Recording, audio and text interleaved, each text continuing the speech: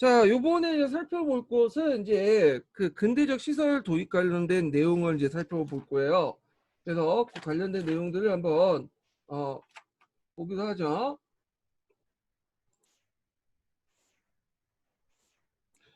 자, 이 근대적 시설과 관련된 이제 배경을 도입 배경을 보면 그 앞에서 언급했던 신사 유단단이라든지 영성사, 보빙사 등의 파견 활동에서 들어왔고요. 대표적인 이제 인쇄소서 방문국이 있어요. 방문국에서 우리나라 이제 최초의 신문이었던 한성 순보를 이제 발간했죠. 그 다음에 청나라 영성사의 영향을 받아서 기기창을 만들어줬고, 그 다음에 화폐 주조와 관련된 전환국이 만들어졌죠. 그 다음 우편제도 같은 경우에는 우정국이 이제 설치되는데, 이때 이제 우정국이 그 갑신전변으로 인해서 중단이 돼요. 그러다가 이제 을미개혁 이후에 부활되고, 교통시설은 이제 아까 이제 언급한 것처럼 이제 뭐 경부선, 경의선 같은 철도가 만들어졌고, 여기에 좀 눈여볼 게 전차가 만들어졌다는 거야. 그래서 한성 전기회사라는 회사들을 만들어서 미국 자본과 이제 협조해서 한미 합작으로 서대문과 청량리를 운행을 했다. 이게 아시아 지역에서 홍콩 다음에 두 번째로 운행됐다고 하거든요. 그 당시에 이제 일본은 그 전차라는 게 없었어요. 예. 그래서 철도는 있어도 전차는 없었는데 우리가 어, 일본보다 앞서 이 전차를 운행했다라는 이제 내용이 예전에 KBS 역사 스페셜에서 나왔더라고요. 그래서 통신 시설 같은 경우에는 청해위에서 이제 서울 인천 간의 전신이 가설됐죠. 그래서 이때부터 있는데 요 관련된 내용이 예전에 기출에 언급됐었어요.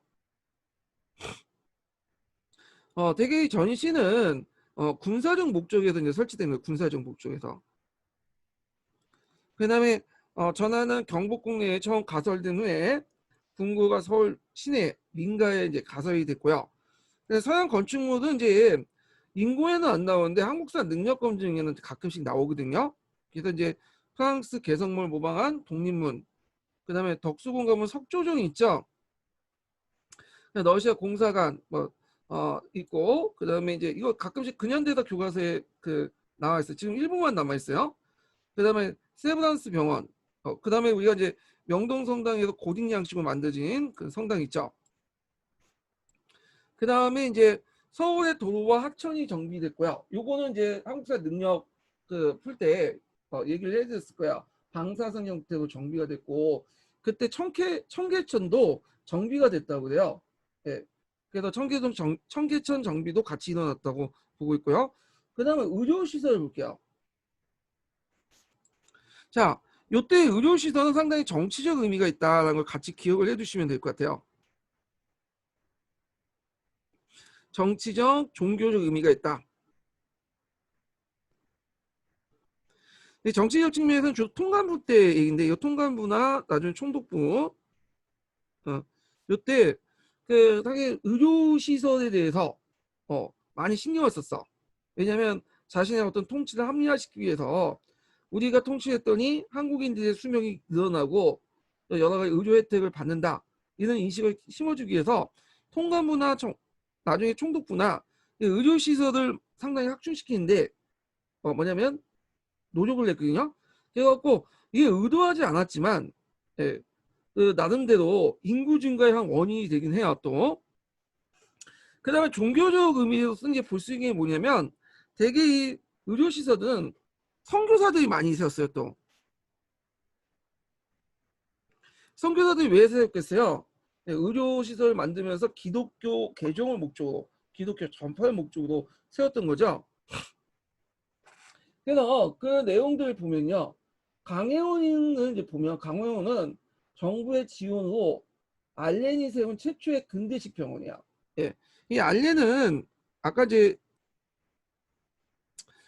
잠깐 언급을 했던 사람인데, 이 사람은 원래는 의사지요. 의사인데 선교사 출신이에요. 그래서 선교사 출신의 의사라고 보시면 돼요. 그러다가 이제 한국에 왔다가 그 당시 이제 미국 공사관 서기관으로 있다가 나중에 이제 그 공사관까지 된 사람인데, 이 사람이 이제 정부의 지원을 받아서 세웠던 것이 강혜원이고요. 강혜원이 나중에 재중원으로 계층이 돼요. 그래서 이게 원래는 이제 왕실 뭐냐면 의료기관이었다가 일반 민중들 대상으로 이제 확대돼 나가죠. 그다음에 강제원이 정부가 설립된 국립병원이 이제 강제원이고, 그다음에 지석영이 그때 우두법을 실시를 했고요. 이 우두법은 일본에서 배웠다고 그러죠. 예. 예전에 뭐 정양훈이 이제 우두법을 알고 있었지만 널리 보급시킨 사람은 그 지석영이라는 사람이고, 이게 널리 보급되면서 천연두가 이제 없어졌다 그래요. 자, 대한의원인데 대한의원은 정부가 설립된 국립병원이에요.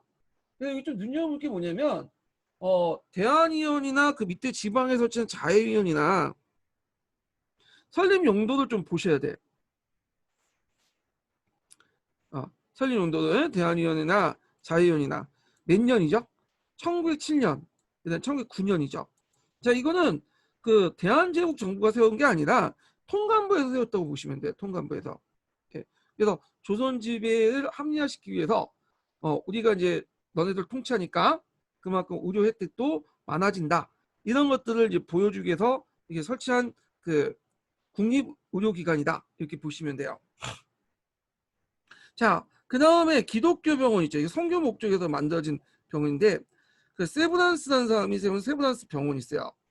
예, 그래서 이제 그 미국이 세브란스가 세운 개인 병원으로서 의료 보험에 크게 기여를 했고요.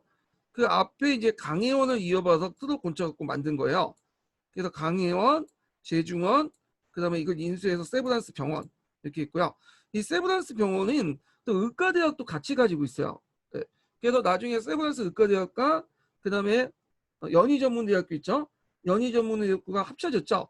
그래서 연희전문학교의 연과 세브란스의 세자가 합쳐갖고 오늘 연세대라고 하죠. 그래서 지금은 세브란스 병원은 예전에 이제 그 뭐냐면 르네상스 건물이었는데 지금 그거 쓰진 않고요. 그 앞에 보면 이제 연대 앞에 보면 큰 병원 있죠. 현대식 건물. 그게 이제 세브란스 병원이에요.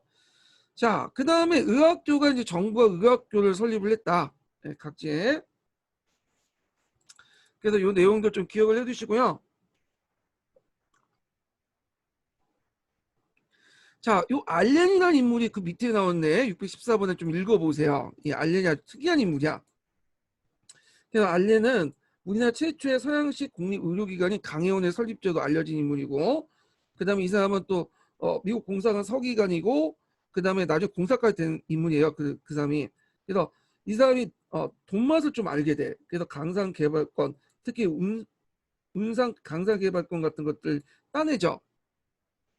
그래서 뭐 이렇게 해가지고 그 활동했던 사람이다. 그래서 이 알렌은 우리나라의 이제 구한말 때 온 선교사 그 외국인 중에 좀 나쁜 놈에 속하죠. 이 알렌은. 예. 그래갖고 이제 있고, 하여튼 이런 것들 좀 기억을 해두시고요. 자, 그 다음에 뒤에 넘어가서, 자, 근대시설의 의미를 볼게요. 그러면 이 근대시설 도입의 의미가 뭐냐? 도입이죠. 자, 긍정적으로는 편리하고 선진적인 시설의 도입으로 사회경제 여건이 개선됐다는 거. 그렇지만 이게 항상 세상에 공짜가 없다고. 이게 항상 이제 외세에 의해서 이권 침탈한 도입으로 이제 수단으로 도입됐고, 특히 철도나 도로나 전신 같은 경우에는 일제 침략이 이용했죠. 그래서 이제 이런 어떤 침탈과 연결되어 도입됐다. 예, 이런 내용들 좀 기억을 해두시면 될 것 같아요. 자, 언론기관을 보자. 언론기관. 예전에 그냥 이거 넘어갔는데 요게 이제 요번에 시험 문제 나왔잖아요. 예, 그래갖고 그냥 넘어갈 수가 없어. 그래서 봐야 돼. 자, 여기 보면 일단은 그 구한말 언론활동 특징을 볼게요. 대개 이 구한말 언론활동 문명개헌원에 입각해서 사회진화론에 입각해서 진행이 됐는데 그래서 이제 언론활동에서 민중들 계몽시켜야 됐다. 근대화시켜야 됐다. 그런 이유에서 이제 언론활동이 많았어요. 그러면 그 내용을 보면 국가주도의 최초의 신문이 발행이 됐죠. 이게 한성순보야. 그래서 한성순보가 이제 있고, 그 다음에 나중에 민간신문까지 등장하죠. 이게 최초의 민간신문이 독립신문이죠. 그래서 이제 이런 내용들 같이 기억을 해두시면 될 것 같고요.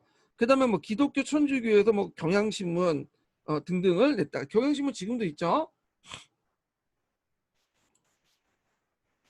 그 다음에 저항신문에는 이제 뭐 제국신문, 한성신문, 대한매일신보 있는데 이 대한신보, 매일신보가 요번에도 시험 문제 나왔지만 가장 비판적인 신문이에요. 여기 베델이 이제 만든 거죠. 영국인 베델이. 그리고 판매 부수도 제일 많았어. 판매 부수도. 이게 1만 부를 발행했다는데 1만 부는 지금은 별로 그게 많지가 않죠. 근데 그 당시에 되게 많은 부수예요. 그 당시에는 신문을 개별 가오당 사서 보는 게 아니라 개인이 한 그 집안에서 이제 한 마을에서 신문 받아보면 그 신문을 보고 돌려보거나 아니면 마을 사람들 모여가지고 신문을 강독을 하고 그래요. 그걸 좀 아는 사람이 그런 식으로 하기 때문에 이 대한매일신보의 1만 부는 상당히 영향력 있는 매체였다. 이렇게 보시면 돼요. 자, 그 다음에 그 외에도 친일 언론도 있었어요. 뭐 한성신보, 매일신보, 그 다음에 국민신보, 대한신보, 그 다음에 경성일보 있는데 한성신보는 이제 일본인들이 만들어 놓은 신문이고요. 거기에 주필진들이 이제 을미사변도 참여하고 그래요. 예. 이 매일신보는 참 안타깝게 요 대한민신보 있죠. 대한민신보가 나중에 경영학화도 해가지고 배대리 죽고 나서 이제 일본 총독부에 팔려나가. 예, 그래가지고 이름이 뭘로 바뀌냐면 매일신보 바뀌어요. 매일신보로. 요게 매일신보야. 그래서 1910년대 그래도 한글판 신문이 매일신보였는데 이게 총독부 기간지였어요. 안타깝죠. 잘 나갔던 대한매일신보가 이렇게 총독부 기간지로 전락이 됐어.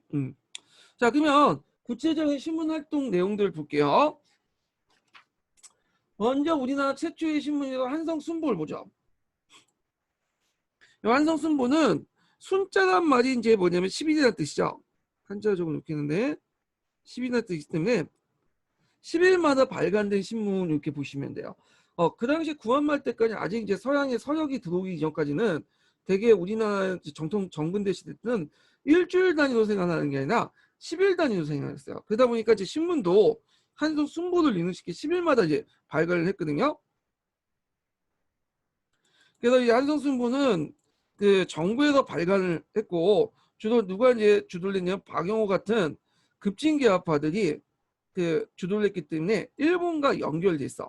발간과 제작에. 그래서 요거 이제 방문국이란 인쇄소에서 발간을 했죠. 그래서 이제 그 기사 내용에 청나라가 민감하게 반응했던 이유가 뭐냐면 이 신문이 아까 일본과 연결된 친일적 인물이 먼저 박용환 사람이 운영을 했기 때문에 그래요. 그래서 그것 때문에 나중에 최초의 피라 사건도 이제 발생됐는데 요 자세한 내용 그 밑에 주에 있으니까 읽어보시고요. 자, 이 신문은 간보 성격의 최초의 신문으로 10일 주기로 발행을 했다. 예.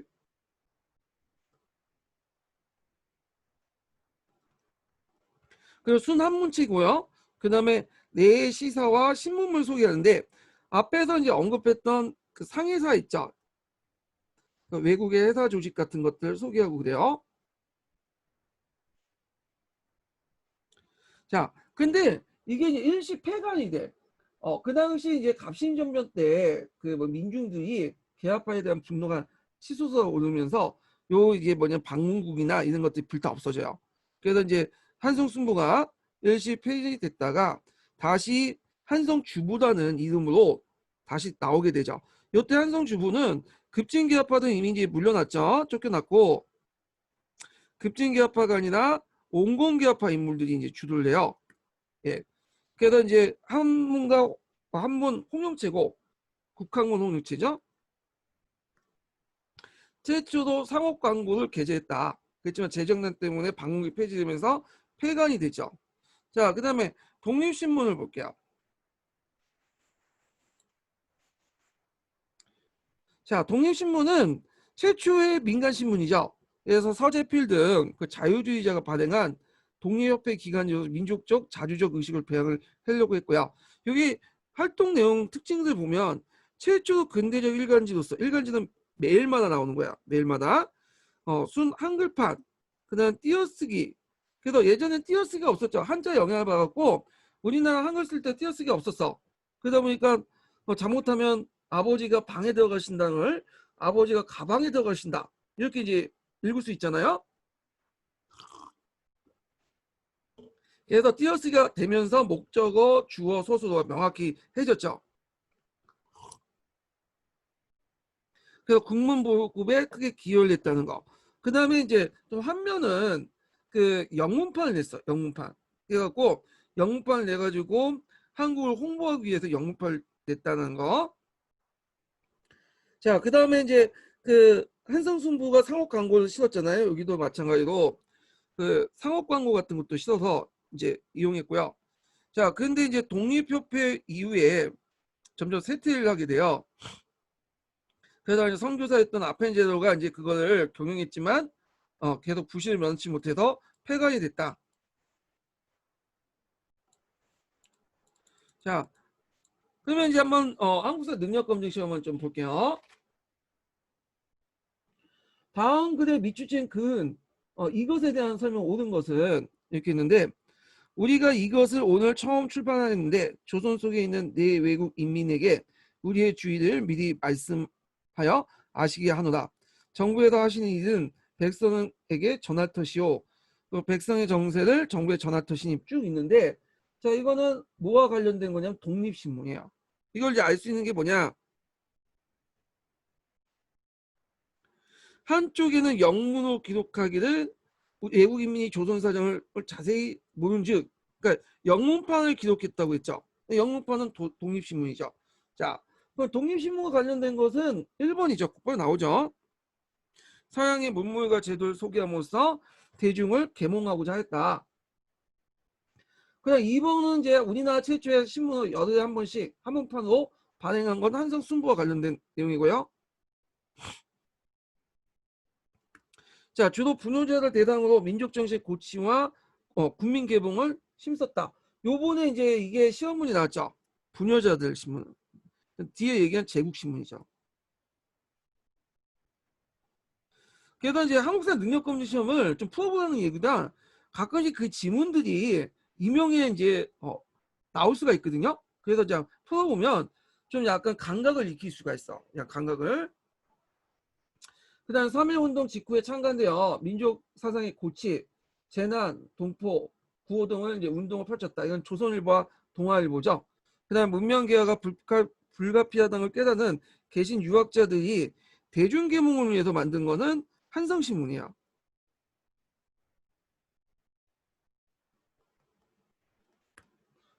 근데 뭐 대중계몽을 한다 해놓고는 한성신문 내용 보면 한자가 너무 많아. 네. 그래서 한자 위주이기 때문에 국학문은 혼용체이지만 한자 너무 많기 때문에 그걸 누가 읽고 대중들이 읽고 하는지 잘 모르겠어요. 하여튼 자, 하여튼 답이 1번이에요. 자, 대한민국신보 보죠. 이게 되게 중요하죠. 요번에 기출문이 많이 나왔고 요게 이제 구한말 때 제일 많이 팔렸던 신문이야. 그리고 일본에 상당히 저항적인 신문이었고요. 예. 누가 참가하는 건 여러분들 아시죠? 베델이라는 인물이 참가했어. 베델. 영국인 베델이 참가했는데 베델은 원래 이제 한국에 오려고 했던 사람은 아니에요. 이 사람은 원래 이제 그 영국 신문 기자였다가 원래 일본 갔다가 일본에서 한국에 잠깐 들렸는데 거기에 이제 뭔가 감동을 받아서 너일 전쟁 때 그 들렀다 감동을 받아가지고 이제 양기탁과 손을 잡고 신문을 냈어. 이게 이제 대한민국신보야. 자, 그래서 이제 국문판, 국한문판, 한글판, 또 여기 눈여볼 게 뭐냐면 영문판도 있어요. 영문판. 독립신문만 있는 게 아니라 영문판도 있어요. 대한민국신문도 있고. 그 다음에 이제 신민의 기간지도 활용을 했고요. 활동 내용을 보면 그 당시 이거 요번에 시험 문제에 나왔는데 영일동민 때문에 검열의 면제를 받았죠. 그래서 이제 있고 거기다가 영사재판권이라는 게 있죠. 영국인 사장인 베델이 영사재판권이 있어요. 아이고 이게 또 왜 안 나와? 잠깐만요. 아이고 이게 왜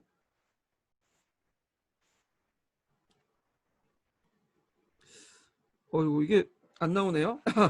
전자펜이 좀 갔어요. 좀 약간. 다시 좀 색조 좀 할게요. 이게 안 되는데. 자, 일단 하죠. 예. 자, 그래서 영사재판권이라는 게 있었어요. 그래서 영사재판권 때문에 이 영일동맹 영사재판권 때문에 배대든 일본의 어떤 비판적인 기사를 싣고 그다음에 그 유병 활동에 대해서 상당히 호의적으로 기사를 써도 뭐냐면 상당히 그걸 이제 탄압 같은 걸 피할 수 있었죠. 예. 자, 주필이었던 양기탁이 1인 불가입이라고 게시를 하고 그 안문에 그래서 일본인 들어오지 마라. 그리고 박은식과 신채호 등이 항일 농조를 피면서 을사조약 부인 친서를 이제 실었고요. 이게 이제 고종황제로부터 이제 뭐냐 받은 거를 신어놓은 거죠. 그다음 의병 활동을 되게 호의적으로 신어놨고 이건 다른 신문하고 좀 다르죠. 일제 침략을 공격하면서 서양 문물을 소개해줬다 이렇게 좀 기억을 해두시면 돼요. 그리고 국제보상운동에 적극적으로 홍보를 했다. 예. 그리고 항실도 여기 대한민국 신보에 참가를 도와줬어요. 그래서 일본이 그 신문지법을 만들어 가지고 그 여러 신문들 검열을 했잖아 그 당시요. 근데 그럼에도 불구하고 이 대한민국 신보를 건들지 못했던 이유가 여러 가지 이유가 있는데 그 첫 번째 이유가 그 당시 베델이 영국인이기 때문에. 두 번째가 영일동맹. 그 다음에 그 영사재판권 이런 것들 볼 수가 있겠죠. 그리고 이제 또 우리나라 그 항시 지원을 받았다는 거 이런 것들을 통해서 대한민국 신문은 일제 신문지법을 피해 나갔다. 이게 예전에 기준에 나왔던 거죠. 근데 이제 아쉽게도 이 베델은 1909년에 병사를 해요. 그 전에 이제 그 영국부터 이제 재판을 또 받죠. 왜냐면 일본이 하도 항의를 하니까 영국에서 이제 상해족에 있는 판사를 파견해 갖고 그 베델을 불러다 재판을 해요. 그래서 베델이 이제 영국에 가갖고 한 6개월 동안 구류 생활을 하다가 돌아오고 나서 그냥 술 좀 마시고 막 방탕하게 놀다가 방탕하게 그냥 좀 약간 술 마시고 그러다가 1909년에 병사를 하게 되죠. 그러다가 이제 베델이 죽으니까 이제 1910년에까지 간행되다가 총독부의 매수돼 그래서 일제 기간지 매일신보로 속간이 돼요. 참 아쉬운 안타까운 일이죠.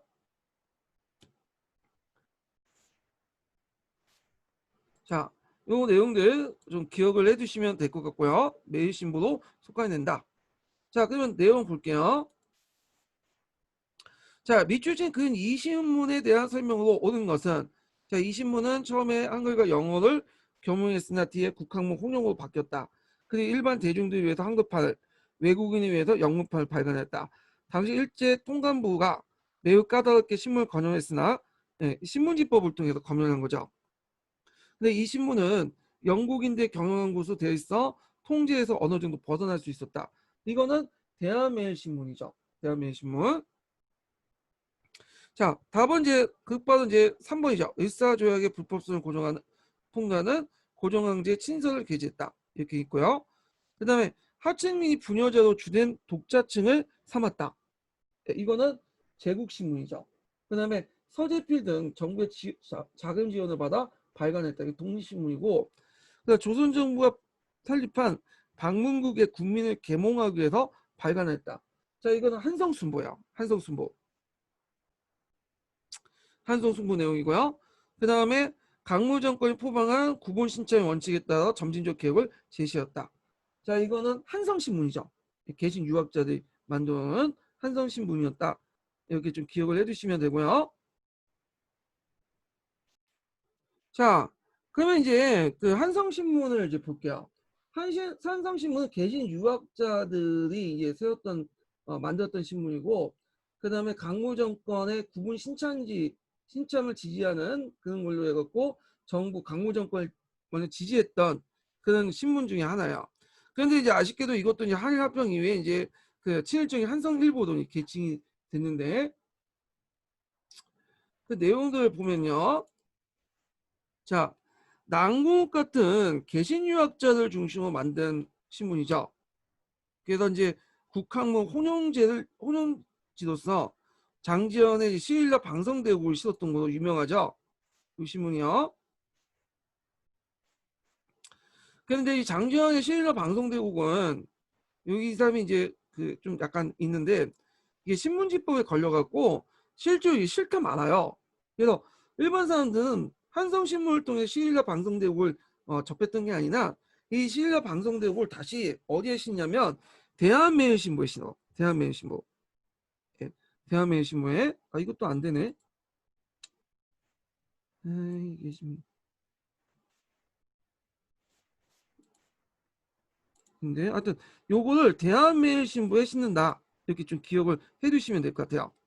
이게 지금 펜이 잘 안 돼가지고 펜이 잘 안 써지거든요. 이거 좀 껐다 다시 해야 될 것 같은데. 자, 일단은 그래가지고 예전에 이제 수능에서 그 시일라 방송대국을 그 대한매일 신보에 실었다. 이게 오답은 나왔어. 근데 이게 오답이 아니라 정답이에요. 예, 그래서 이게 좀 특징한 걸 좀 기억을 해두시고. 자, 이걸 실었기 때문에 나중에 이제 80일간 정관을 받아요. 예. 그래서 이제 거의 장지영 후에도 이제 뭐냐 여러 신문을 이제 돌아다니면서 항일 농조를 막 폈던 사람으로 유명하죠. 그래갖고 그때마다 신문이 정관이 당해. 근데 이제 이 사람이 처음에 이제 건국훈장을 받았다가 독립훈장을 받다가 나중에 취소가 되는데 왜 그러냐면 나중에 장지영이 좀 약간 변절했는지 매일신보에 그 친일적인 논설을 실어요. 그래서 그것 때문에 나중에 변절됐다 그런 이제 비난을 받게 돼요. 이 사람이요. 자, 그다음에 장지연 하면 이제 유교 구신론 되게 유명하죠. 요건 좀 뒤에 얘기를 할게요.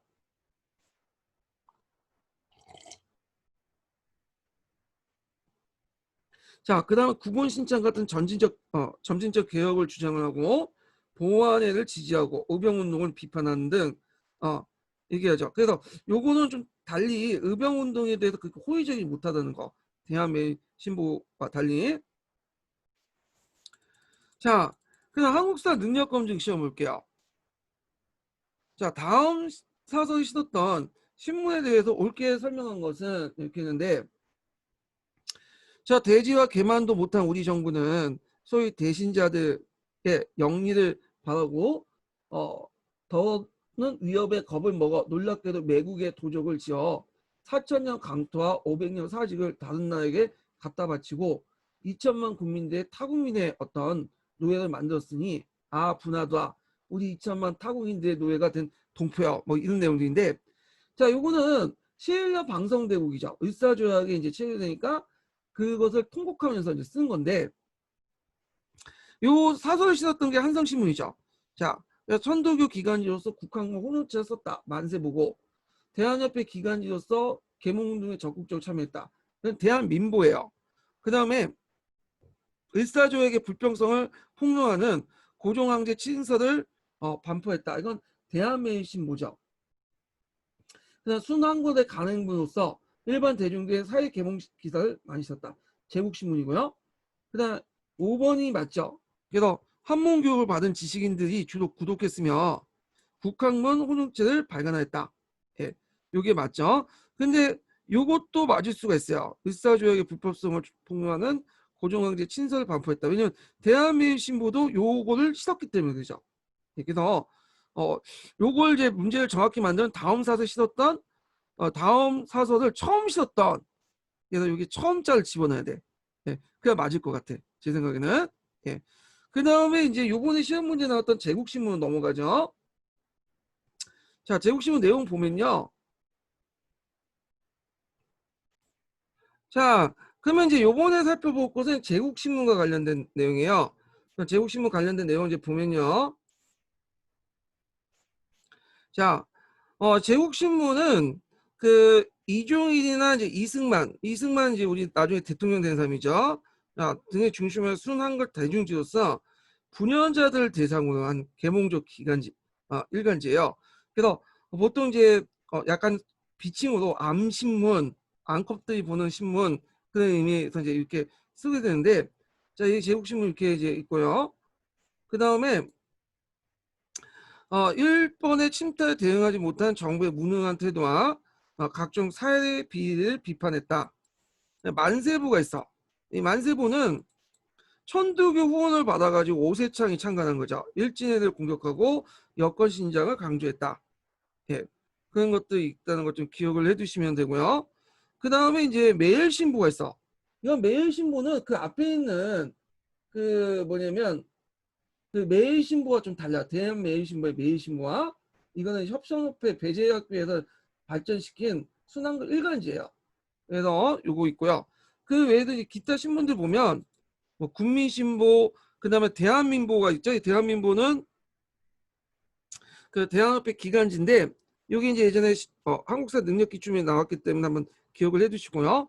그다음 경향신문이 있어요. 경향신문은 카톨릭 교회에서 나왔는데 지금도 발간나죠. 그래서 예전에 이 경향신문 이승만 정부 때 상당히 이제 비판 언론으로 부각됐어요. 그래서 한때는 폐간도 되고 그랬어. 일제시대 때 폐간이 안 됐던 것이 이승만 때 폐간이 된 거야. 예. 자, 하여튼 이런 신문도 있다라는 것도 기억을 해두시고요. 요거 기타 민족지에도 이제 신한민보가 있는데 요건 좀 기억을 해주세요. 이 기출 예문에 나왔던 신문인데 요거는 어떤 그 기관에서 발행했냐면 대한국민회라는 조직이 있어요.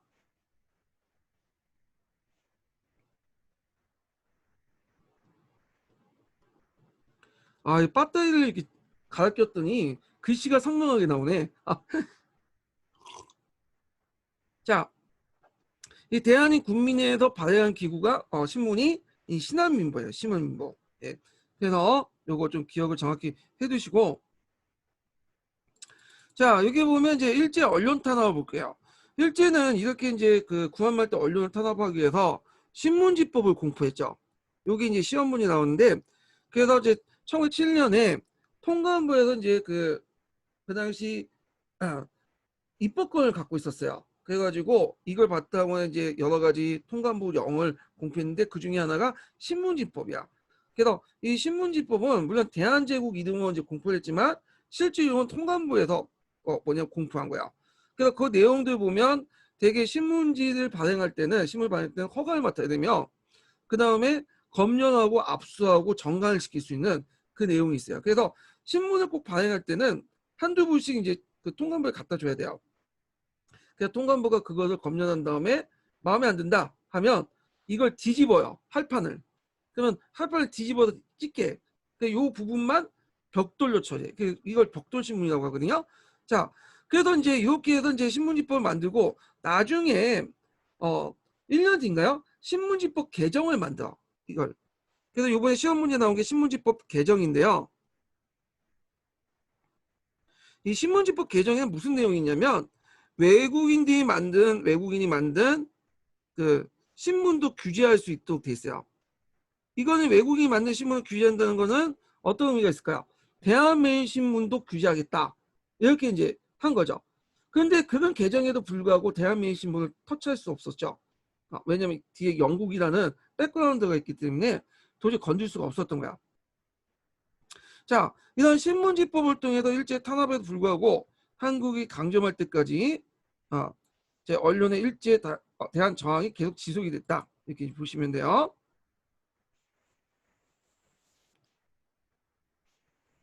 자, 그래서 이제 이렇게 있고 근대 교육을 볼게요. 요거 관련돼 갖고 예전에 기출문제 나왔던 거죠. 요거는 포셈을 이제 중심으로 해갖고 이제 제가 정리를 했던 내용인데, 자, 보통 잠깐 이제 오랜만에 메모판을 한번 사용해 볼까요? 예, 화이트보드를 한번 사용해 보죠. 자, 여기 보면 이제 기본적으로 구한말 시기 때의 그 기본 원칙은 동도서기예요. 이게 빨간색이네.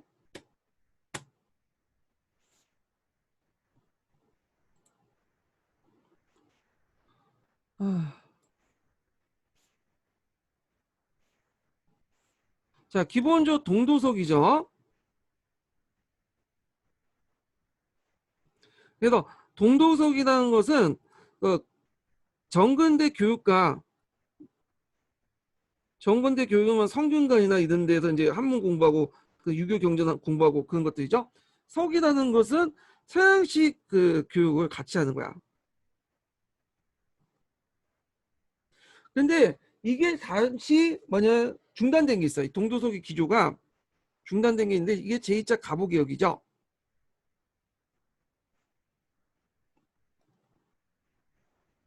자, 제2차 가보개혁은 일본의 간섭이 되게 심했던 데잖아요. 이런 것도 교육 정책에 영향을 미쳐갖고 뭘 하냐면 이제 교육 입국 조서를 공포하는 데 있대.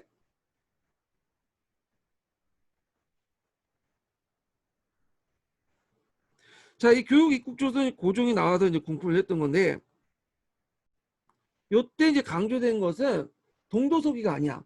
아, 네, 동도서기가 아니고 뭐냐? 이거는 이제 그 일본식 충요 교육관, 일본식 충요.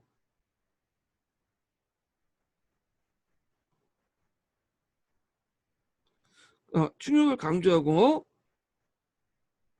그다음에 그 일본식 충요와 함께 그다음에 서구식 실용 교육을 강조하죠.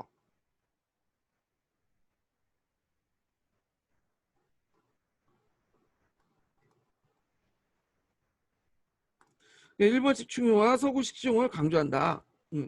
그래서 동도서기적인 것이 아니라 서기는 뭐 서구식 실용을 그대로 가더라도 일본식 충요를 강조한다는 특징이야. 그럼 일본식 충요가 뭐냐?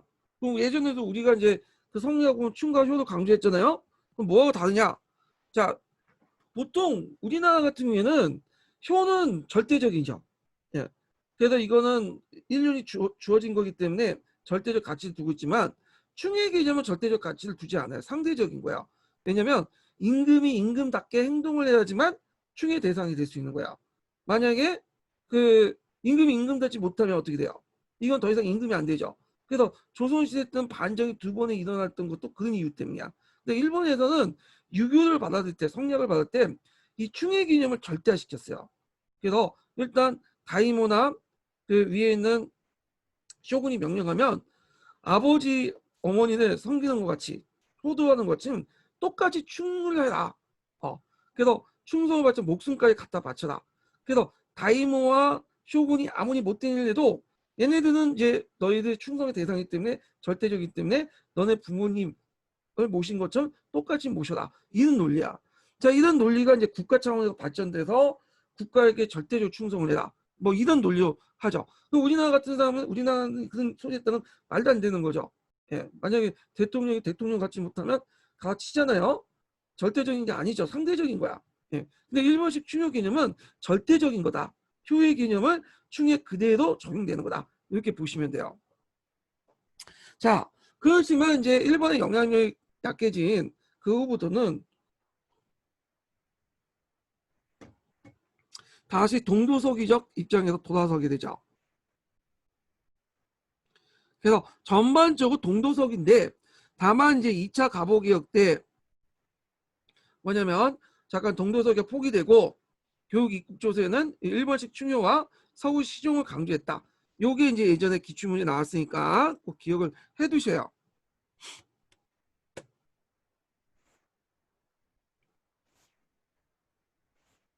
자, 그러면 이제 구체적 내용을 이제 들어가 볼게요. 자, 여기 보면 이제 그 기본 방향은 동도서기죠. 그래서 정통적 유교 이념과 서구의 실용적 지식을 받아들이자. 그래서 정통적 유교 이념은 동도가 되는 거고요. 그래서 서구의 실용적 지식은 서기가 되는 거죠.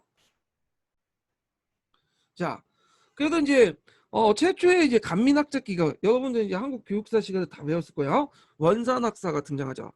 예, 이 오탄데 이 원산학사는 왜 만들어졌냐면 원산이 이제 1880년에 개항을 했잖아요. 그러다 보니까 일본 거주지가 형성됐어요. 근데 일본인들은 자신들 자식들을 위해서 그 근대식 학교를 가지고 이제 뭐냐면 교육을 시켰어.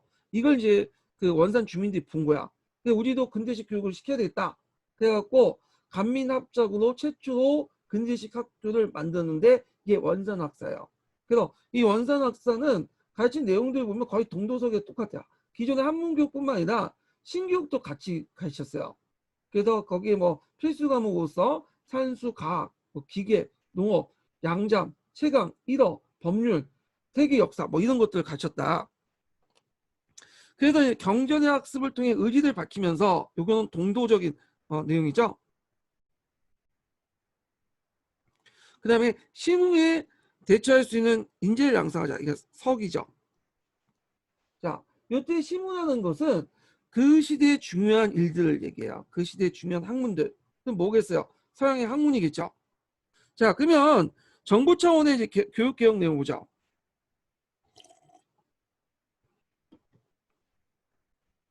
자, 정부도 서구식 교육의 어떤 필요성을 느끼고 동문학이나 유경공원 같은 근대적 학교를 설립하는데, 동문학은 외국어 통역학교다 보시면 돼요.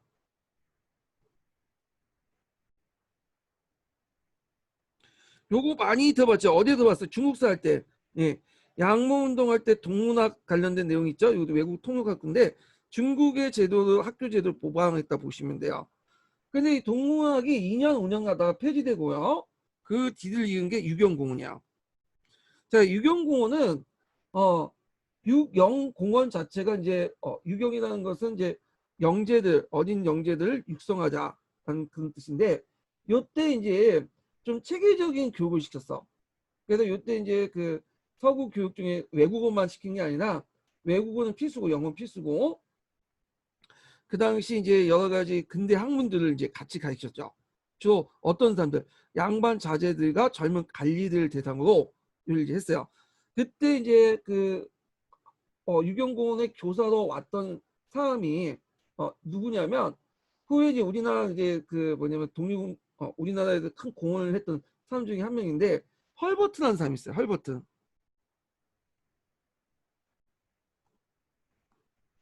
이 사람이 이제 유경공원에 가서 영어를 가르쳤어요.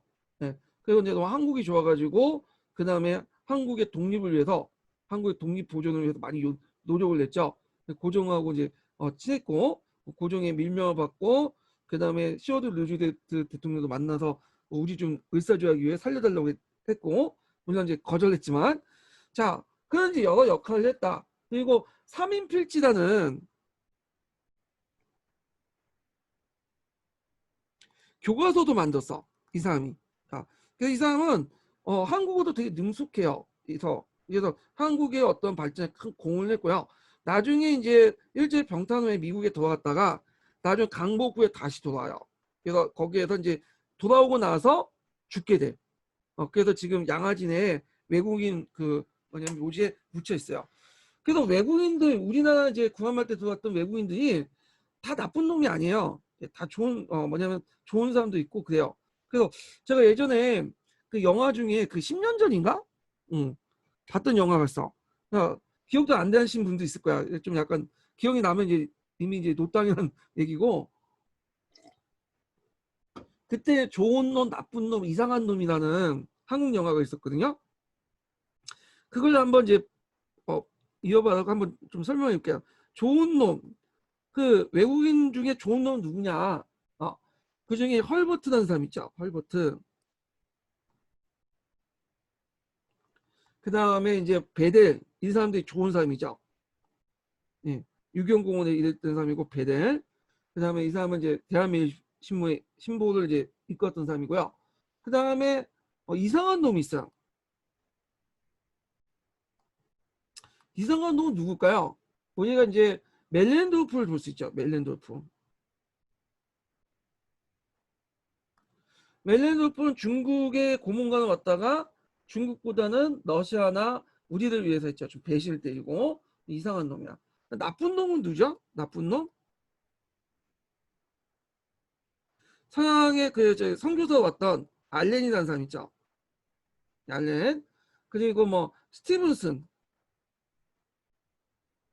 그래도 알렌은 나름대로 우리나라에 뭐 여러 가지 뭐그 의학교도 만들고 그 저기 병원도 만들고 그래서 약간 좋은 짓을 많이 했는데, 스티븐스는 나쁜 놈을 떠나서 아예 쳐 죽일 놈이죠.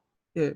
그래서 쳐 죽였잖아요. 예. 그래서 이렇게 이제 한번 웃자고 한번 얘기를 한 거고, 자, 이렇게 이제 그 한번 외국인들을 한번 소개를 해봤고요.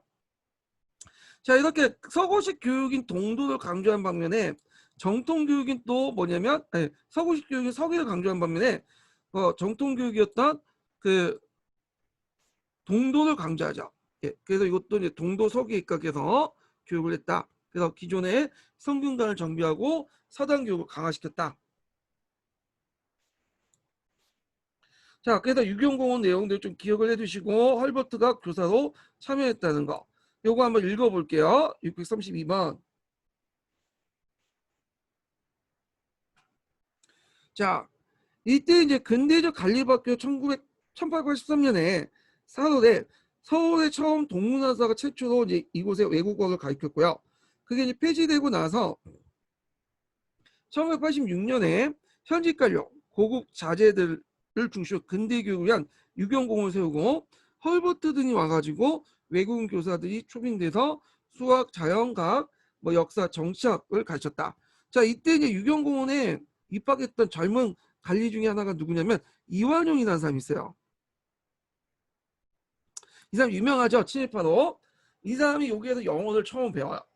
그리고 나서 나중에 미국 대사관 쪽은 이제 공사관으로 파견돼 나가죠. 예. 그래서 이완용이 원래는 친미파였어. 친러 성향을 가지고 있었거든요. 근데 나중에 이제 일제가 이제 널 전쟁 후에 우리나라를 이제 꿀꿀 먹으려고 하니까 친일파 돌아서게 된 거야, 이 사람은. 야. 자, 그다음에 헐버트를 한번 볼게요. 헐버트도 내가 시험 문제 나올 수 있을 것 같은데 일단 자, 이 사람은 미국의 닥트머스 대학을 졸업한 후에 선교사가 됐어요. 그러다가 유경공원의 교사로 초빙되었고 나중에 외국어, 영어죠. 영어를 가르쳤으며 아까 얘기한 것처럼 3인 필지라는 이거 외워두세요. 가끔씩 그 예문에 나오는 그 어, 내용이거든요. 책인데 3인 필지라는 순 한글을 써서 세 각국의 지리와 역사, 풍습, 정치 제도를 소개했다. 그 다음에 1905년에 헐버트는 고종황제의 친서를 가지고 미국에 돌아가 그때 이제 을사조약의 부당성을 알리기 위해서 그런 거죠. 국무장관과 대통령 루즈벨트를 만난 다음에 그 미국 정부의 비협 만나려고 했으나 미국 정부의 비협조로 실패했다. 예, 그래서 대통령이 만나보지도 않았죠. 예, 그래갖고 있고 1907년에 헤이그 안국평화회의에서 특사로 파견된 것을 건의했으며 이에 고종은 이상설, 이준, 이희종 같은 특사 임명하여 네덜란드 헤이그 파견됐고 이때 헐버트는 특사들보다 먼저 헤이그에 도착해서 한국의 주권 회복을 위해서 활동을 벌였다. 자, 국권 피탈 미국에 돌아 선교자 생활을 계속하다가 대한민국 수입된 후 1949년에 국빈으로 돌아와서 성직자 생활을 하다가 은퇴했고요. 49년에 그 뭐냐면 여기 좀 중단 예? 이렇게 중간에 있네요. 예. 자, 하여튼 그 이게 좀 약간 그 중복되는 것 같아. 하여튼 한국 방문한 허버트는 그의 86세에 서울로 고령으로 서울에 사망했다. 모비가 있는데 모비가 이제 어디에 있는 양아진의 그 외국인 묘지가 있어요. 그 제일 인기만 있는 묘지가 헐버트 묘지예요. 거기 가보면 꽃다발 되게 많아. 예. 모비에는 나는 웨스턴 민스턴 성당보다는 한국 땅에 묻히를 원하나 이 글귀가 적혀 있다. 그래요. 그래서 우리나라를 위해서 상당히 노력을 했던 인물이다. 기억을 해두시면 될 것 같아요. 자, 그 다음에 뒤에 넘어가서 한국사 능력검증 시험 볼게요. 여기도 이제 나왔던 인물인데, 자, 다음 자료와 관계 깊은 외국인들이 펼쳤던 활동에 관계가 없는 것은, 자, 한국인들은 타락되고 경멸받은 민족이며 훌륭한 일을 할 수 있는 능력이 없을 뿐 아니라 그 지식 수준도 낮고 독립국가 종속함보다 일본의 통치를 받는 것이 좋다고 미국인들에게 떠벌려 다녔죠. 그래서 결국에는 이제 한국 사람들에게서 뭐냐면 죽잖아요.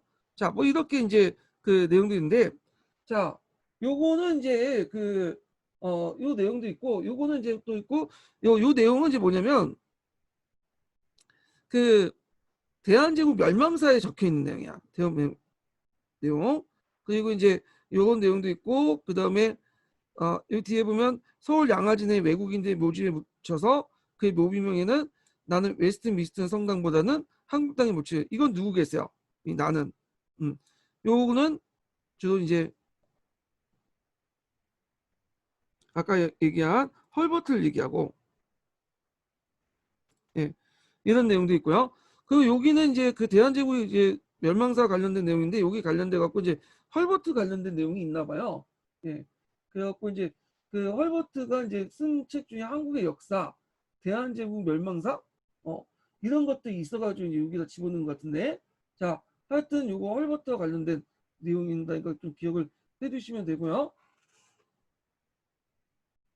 자, 그러면 이제 여기 내용을 보면 관계가 없는 거니까 일단 유경공원에도 교포를 잡았고요. 그 다음에 1901년 월간지 한국평의 편집을 주관하였고, 그 다음에 1905년에 고종의 밀서를 가지고 미국에 가서 미국의 개입을 요청했고, 1907년에 그 고종의 밀명을 받고 해외금 만국평화회의에서 한국 입장을 호소했다. 그래서 답이 2번이 돼요. 세브란스니까 세브란스 선교사 관련된 내용이죠. 예. 그래서 이거 틀렸고 1번, 3번, 4번, 5번은 헐버트고 요 대한제국 멸망사는 헐버트가 쓴 책이기 때문에 아마 그 내용을 적어 놓은 것 같아요. 여기서. 자, 그래도 이제 이런 내용도 있고 그 다음에 2번을 보면 갑오개혁 때 교육개혁 관련된 내용이 있는데 내용을 좀 볼게요.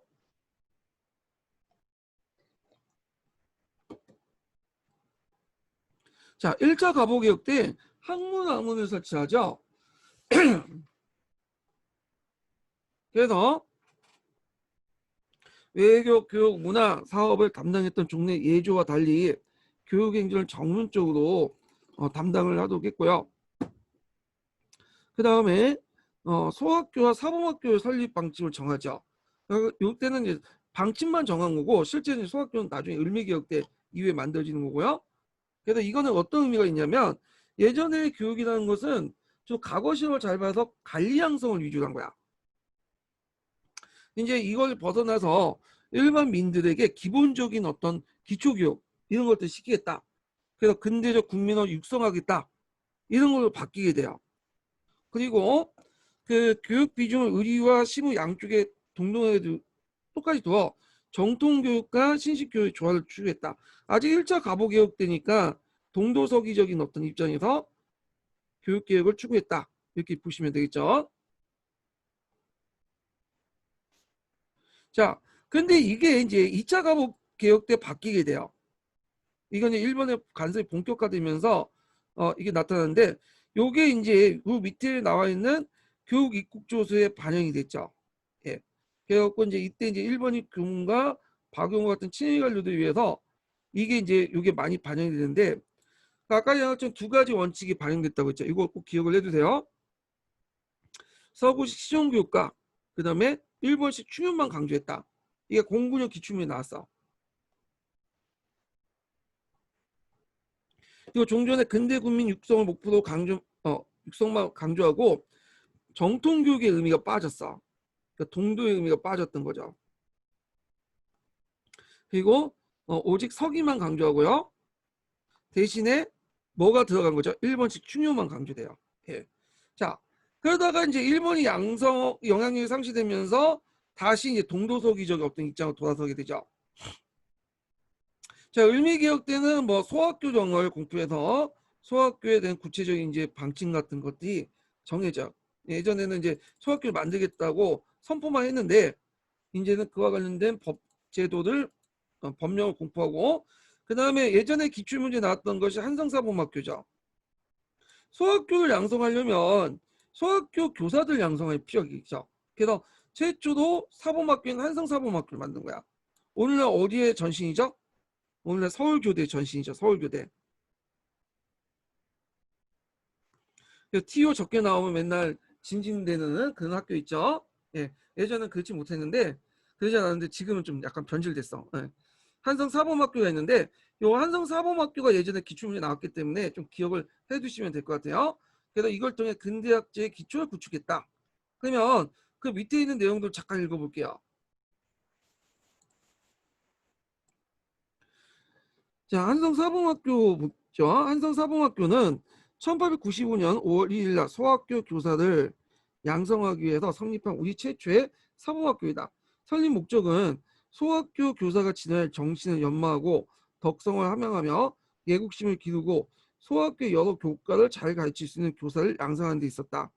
연령이 20세에서 25세이면 입학할 자격이 있으며 대체로 한학에 대한 소양과 정통적인 유교 지식을 갖춘 유학계층이 입학했다.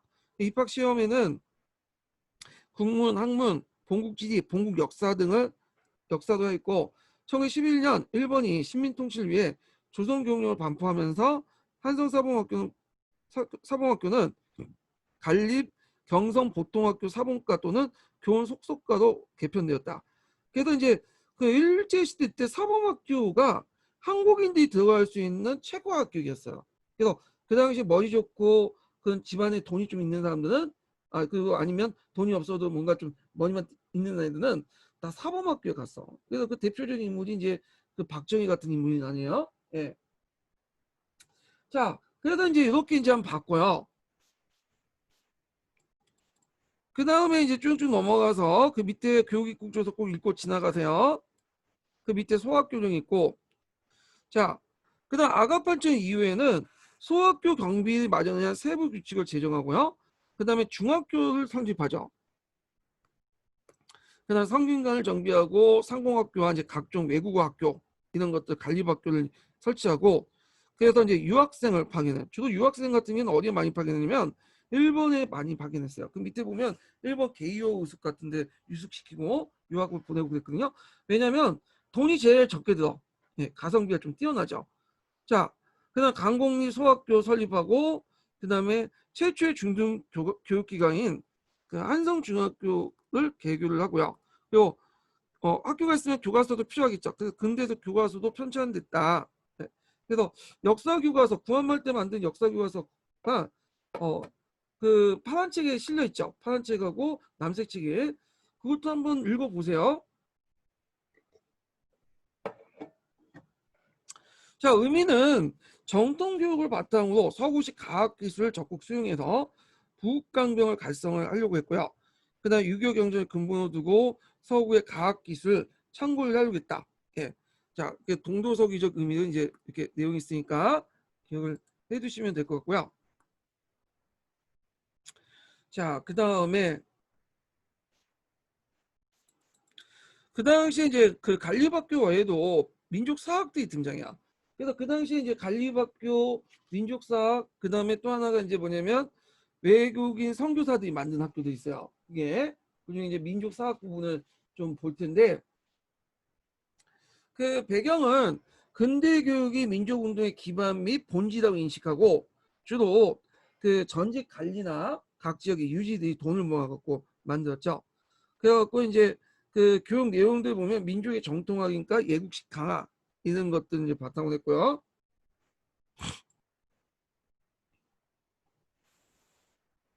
그래서 신학문과 민족 교육을 변형시킨 동도서기적 교육을 이제 했다. 그래서 서양의 학문과 사상, 우리나라 역사와 지리를 중심으로 해갖고 했고 국문을 강조했다. 이렇게 있고요. 근데 이제 울사조약 이후에는 체결 이후에는 국권회복 및 의지를 강조하고 병식체조와 군사훈련을 했다. 병식체조는 그 병영에서 하는 체조를 얘기하는 거야. 그래서 이제 이런 내용도 있고요. 사립학교 보자. 사립학교는 앞에 이제 민족사학하고 선교사들이 이제 만든 학교들인데 그 이제 내용들 좀 보면요. 그 앞에 있는 내용이 좀 약간 포함되어 있어요. 그 개신교 선교사들이 이제 만든 학교가 있어요. 뭐 배재학당, 이하학당, 이하여대 전신이죠. 그 다음에 경신학교, 정신여학교, 그 다음에 숭실학교 이렇게 있어요. 숭실학교는 숭실대학교를 얘기해요. 지금 원래 평양에 있다가 나중에 이제 강북구에 그 서울로 이동을 학교를 옮겼죠. 그 다음에 예국개몽운동 계열의 학교는 이제 신민회에서 만든 대선학교, 대성학교, 오산학교 이런 학교도 있고요. 그다음 보성학교가 있는데 보성학교는 이제 뭐의 전신이죠? 오늘날 고려대학교 전신이에요. 이용익이 만들었다가 그 안망동으로 지금 이사 간 거는 이제 김성수가 이제 그때 이사 시켰고 하여튼 고대 전신이 보성학교고요. 진명여학교, 숙명여학교인데 진명여학교는 지금 있는 걸로 알고 있어요. 고등학교로. 숙명여학교는 숙명대학교와 관련돼 있고 자 그래서 이제 이런 교육 대학들이 아니 학교도 있었고요. 그다음에 보통 이제 그 우리나라 구한말 시대 때는 대학은 성립되지 않았죠. 근데 각각 학교마다 대학부를 뒀어. 그러니까 학교지만 그 안에 대학 커리큘럼을 뒀다는 그거예요. 그래서 그 최초의 대학 커리큘럼을 둔 학교가 숭실학교라고 하더라고요. 숭실대학교. 그다음에 이학당이나 이제 경신학교에서 대학부를 설치했다. 그래서 독립된 대학은 아니지만 그 안에 대학 과정을 뒀다 이렇게 보시면 돼요. 그래서 나중에 일제가 이제 통치하면서 1차 조선교육령 통해서 대학 과정을 다 없애고 나중에 2차 조선교육령 때 이제 만들어진 이제 대학이 경성 제국대학이죠. 자, 그래서 이런 내용도 있다는 거 봐두시고 그 다음에 뒤에 넘어가서 요거 관련된 내용을 각자 읽어보세요. 중요한 건 아니기 때문에 일단 넘어갈게요. 자, 근데 일제가 이제 이 사립학교를 탄압하죠. 그래서 사립학교 영어를 공표해.